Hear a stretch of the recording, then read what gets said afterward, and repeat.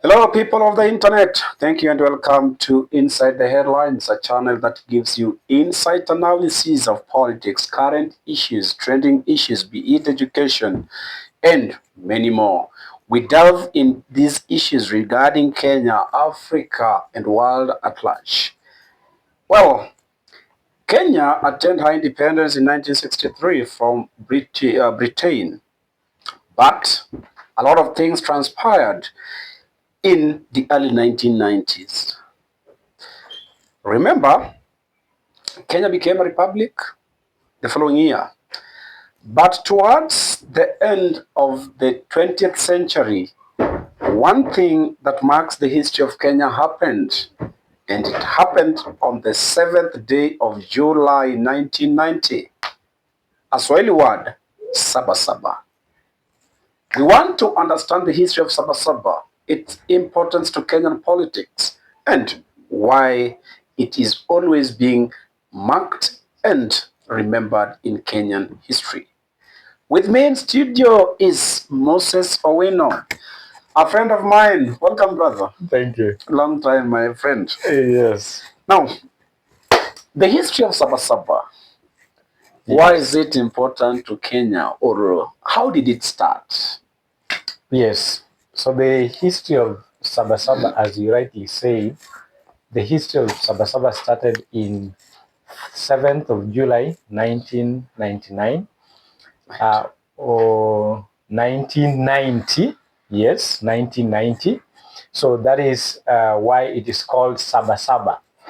Now, so looking at the history of Saba Saba at that time, it was about the multi-party democracy. So the activists at that time, politicians, they came together, and also the young lawyers, they came together, and at that time they wanted multi-party democracy because we had a single-party state that was KANU, Yes. which was headed by Daniel Toroitich Arap Moi at that time. So during that time, it was very important that Kenyans now start to talk about multi-party democracy so that we can improve freedom and also the rights of Kenyans. Now, where did Kenya how did Kenya reach with this a single party state? Because if I remember my history, when Kenya attained her independence in the early 1960s, Kenya was a multi-party democracy. We had parties like KANU, we had KADU, we have the People's Party of Africa. But you are now telling us that in the late 1990s, Kenya became one party de jure. What happened along the way? Yes, so it is very important that we understand that is now in terms of our constitution. At that time, you remember when Kenyatta became our first president in 1964, then again Jaramogi as the vice president at that time. Then in 1966, the constitution was changed, and it gave our president at that time a lot of power. It was actually changed to give the president more power. Yeah, so that is how now the KADU also joined KANU, and now it was a one-party state because during that time it was a reasoning that Kenyans were supposed to be united together. Remember, it was just at the time when Kenya was still very young, so there was Kenyatta needed to unite everyone, and that is why all the other political parties actually joined to form one party because everyone was trying to come over, yeah, so that we could have unity. But was that reasoning justified? Because if I remember, KADU specifically was formed to represent the interest of a minority. Yes. But then the minority include the Kalenjin, the lawyer, and the so on. So when KADU was formed, it was formed to represent the interest of minority groups. Yes. But here you are now saying that these people felt that the Kenya ought to have had just a single party to enable equal representation. Did they achieve that one? Yeah, so okay, at the initial stages, it was seen that it was serving that purpose, but after now Kenyans got independence and our leaders at that time, you know, when the power starts now to get into your mind, you start to do some of the things that maybe people are not resonating well with, and at that time our president, Jomo Kenyatta, actually, because the power was, he now has a lot of power. So that with the time, it started changing in that manner. Now, just a shift a little bit. We'll come Yes. back to Kenya. There is a recent development in Senegal where Diomaye Faye and his prime minister, Sonko, we all know that Sonko was chased away from the government, if I have to say. But by then, because of his influence, especially on the Pastef party, the party members decided that he comes back to the parliament. He came back as a member of parliament, was elected a speaker. Now, there was some changes. He made some constitutional changes that took away some powers from the president. And just to mention, the president has resigned from the party, is forming his new party. So was giving Kenyatta more power good at that time, or it was the beginning of these challenges that led to the Saba Saba? Yeah, I can say that it wasn't good for Kenya as well, because I think our leaders at that time, they brought it in, but I don't think it was supposed to serve Kenyans. We cannot say that it was needed at that time. So it was just It was just to give the president power so that he could he could be now a de facto leader and also bring his proxies to the government. now we are in 1990. Kenyatta is dead. We have Daniel Toroitich Arap Moi, former Mwalimu. Now this person decided that now I want to crack whip on somebody who is against my power. So can you tell us what actually led to this Saba Saba? Yes.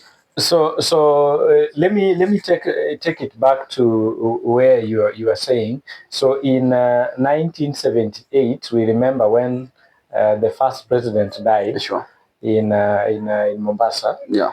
And of course, the constitution at that time, the vice president takes over when the president dies. Exactly. So here is Daniel Toroitich Arap Moi. He took power, promising to, of course, to follow the steps of Kenyatta. The Nyayoism, the philosophy of Nyayoism at that time. Yes. But again, Moi promised a lot of things because he needed that during this time that I have as the president, because the president has died and there is an election which will be coming soon. So he promised a lot of things to free some of the prisoners that were arrested by the Kenyatta government, and they promised the minority groups, the people from the coast, the northeastern, the Kalenjin group. So he promised them that we are going to actually be a free people, and if our history serves us right, most people say that they saw Moi as the liberator of the country at that time. Sure. And of course, with the time, you remember in 1988, Moi started introducing Mlolongo system, yeah, where actually people would line, and if you are not aligning to the Moi's person, then the police would come and flog and force you to join another line. So, of course, the people would be counted and you are declared the owner. So that shenanigans came in, and coming now to 1990, yes. That is the 7th July 1990. then a protest was staged. At that time, they were divided into two groups. There was the Young Turks, which was Raila Odinga was there, James Orengo was there, Paul Muite was there, and also Gitobu Imanyara was also there. Yeah. Then, of course, now the older generation was also represented by Jaramogi Oginga Odinga, Kenneth Matiba, Charlse Rubia, Sure. And there was Masinde Muliro as well. So these people staged a protest, in the famous the Kamkunji grounds. Now, before we go to Kamkunji, yes, the history of Saba Saba cannot and will never be written without mentioning the murder of Robert Seda Ouko. Sure. How did this actually? How did this fuel the march of the Saba Saba? Yes. Remember, during this time, there was also assassinations that were going on. Yeah. And if a leader, remember, Ouko was a minister. Yeah, foreign. Yes, foreign affairs. Minister. Yes. Foreign affairs minister at that time. And this is a person who was resonating well with the people. Sure. He was very popular at that time. And of course, every politician, every person comes from a given community. And of course, the country at large. So people were very angry because they, from what they saw, that the government had a hand in the killing of Robert Ouko. And that is why when now the protests were staged, or the Saba Saba march, people came out. It was like a revolution, actually, to try and change and to pressurize the government to stop extrajudicial killings, arrests and you are put in comunicado. Yeah. You are taken to the Nyayo chambers. So it was actually a revolution. Okay. Yes. So mentioning Robert Seda Ouko, we also can remember the murder of Pio Gamapinto. Sure. These were prominent leaders who were killed in a mysterious way. JM Kariuki. And remember, these are the people who are actually demanding for change in the constitution. So you are elaborating that the concept of Saba Saba. By the way, Saba Saba is a Swahili word meaning 7/7, so it's the 7th day of July. Yes. And it's a very, very important day in Kenyan history. Now, we have the Young Turks, those who believe that without the repeal of Section 2A, without changing the constitution to reintroduce the multi-party democracy, then Kenya will not be Kenya. So can you just paint for us how was the day now the exact day? How was it? Yes. So the Saba Saba at that time, the march was organized with the Young Turks and also the activists and also senior politicians, as I've mentioned before. So they went to Kamkunji. Of course, during that time, the police force. So they were trying to thwart that march.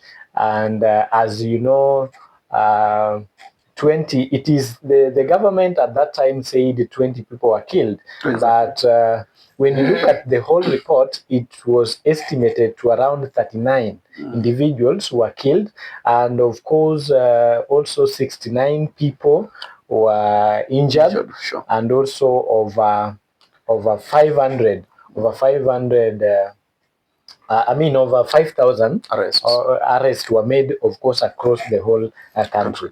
Yes, so it was a dark moment for our country. Yeah, so it is very interesting because I know some people may be celebrating Saba Saba, but they don't understand the history of Saba Saba.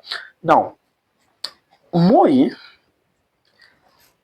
known for his ideal or ideology of one party, that's the Nyayo. He said that because my predecessor left one party, he had to continue.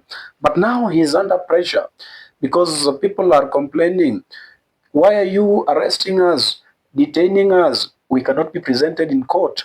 Some people were even being charged, being taken to court without even what we call proper papers.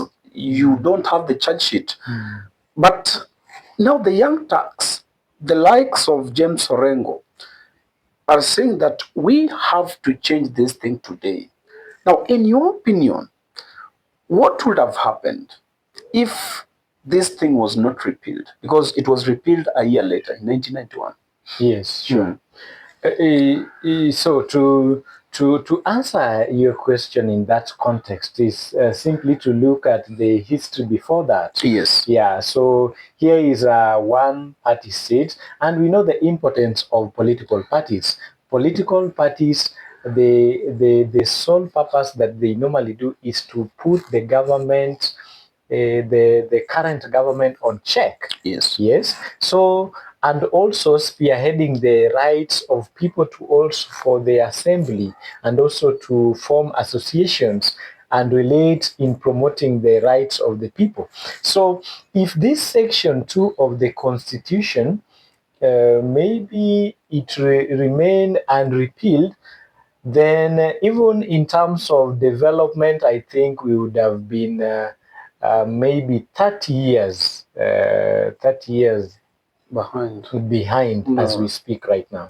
So it was a good idea that actually helped Kenya move forward. Yes. But now we are having problem with many political parties in Kenya because approximately we have over 200 political parties. Somebody wakes up in the morning and go register a political party. Is it making any sense? Was that the main objective of Saba Saba? No, that wasn't the main objective of Saba Saba at that time. Saba Saba was very clear on what they wanted. They wanted free association and also the party that could actually challenge the government. Yeah. Yeah, and by that, of course, promoting the rights of citizens. But as we speak right now, you know, the thing that we are lacking in our country right now is the political hygiene. Yeah. Like, for example, if you look at these political parties, even the ideology of those political parties, they are not following. Like, for example, take a case, you are elected, for example, in a UDA ticket, then immediately after election, you shift. You see? So that tells you that our political parties, we have ideology, but we are not following those ideologies. If you look at, for example, in the US, when you look at the ideologies of the Democrats and the Republicans, they are very clear. But come to Kenya, yeah, we have no ideology. We are not following the political party's ideology, and that is where the problem comes. Another thing is on the tribal arithmetics. Yeah, that every community wants to have their own political party. Yes, then someone just becomes maybe famous within a short period of time. The person now is now bigger than everyone. He now wants to shift and form his own formation. So that lack of political hygiene in Kenya, I think, is what is bringing all these many political parties. Now, 40 years later, we are still celebrating Saba Saba. But is the main objective of Saba Saba of 1990 similar to the objective of Saba Saba in the current, with the current generation? Yes, with the current generation, it is, I would say that it is similar because if you look at what the purpose that Saba Saba in 1990 served, it is the same that it is somehow serving right now, because right now the young people are talking about in fact, they have framed this Saba Saba to be our lives matter. So which means they want freedom.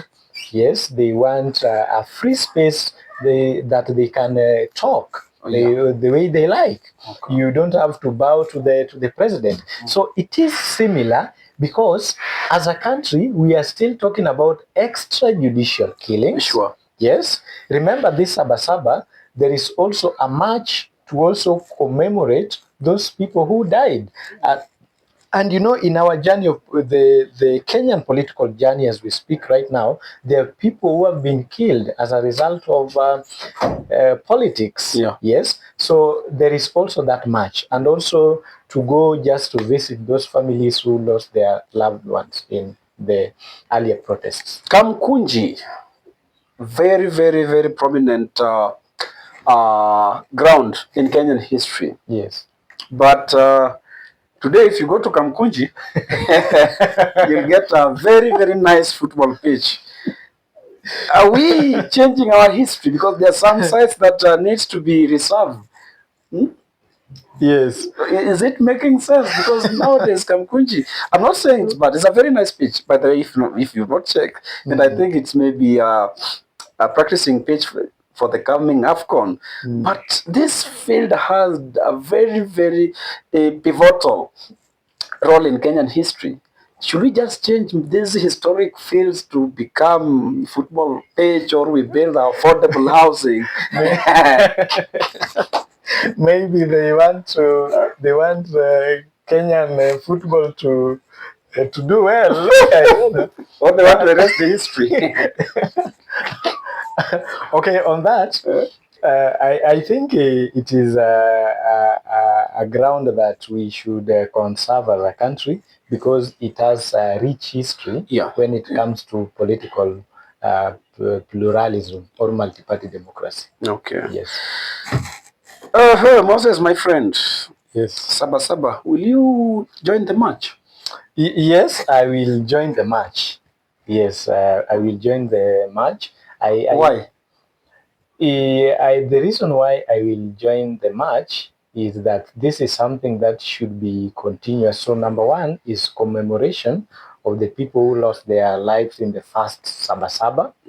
And also just to remember the progress that we have made as a country. Okay. Yes, in terms of we now our country has moved forward. Will the match be peaceful? Yes, I know it's going to be peaceful. Okay.